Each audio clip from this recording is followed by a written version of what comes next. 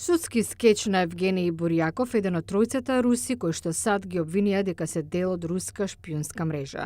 Русија ги отфрли обвиненијата, портпаролот на Министерството за надворешни работи Александар Лукашевич тврди вината е на американска страна. Российско-американски отношения Руско-американските односи се во тежок период подолго време. Се чини дека САД, водејќи се по принципот што полошо тоа подобро, одлучија да започнат нова антируска кампања.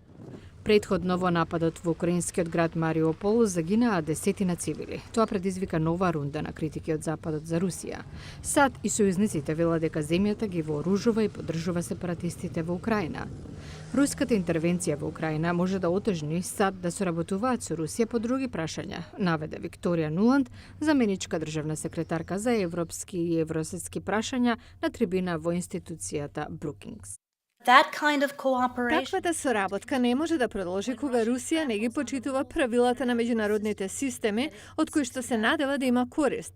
Кога ќе загризе делови од територија на своји соседи, а потоа се обидува да ги потчини економски и политички.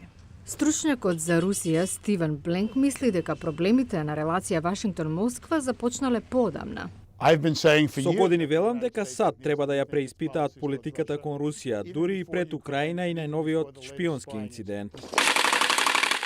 Соединетите американски држави ги преиспитуваат односите со Русија, вели Леон Арон. Овој стручњак смета дека дополнителните санкции нема да ги дадат очекуваните резултати во Украина. Putin does not care. Путин во овој момент не се грижи поради нови санкции. Од анализите во Русија, рускиот печат се добива впечаток дека мислат дека веќе ја абсорбирале сета болка што може да ја донесат санкциите. И покрај напнатоста областа во која што постои соработка, според портпаролката на State Department од Джим Псахи, се преговорите за иранската нуклеарна програма.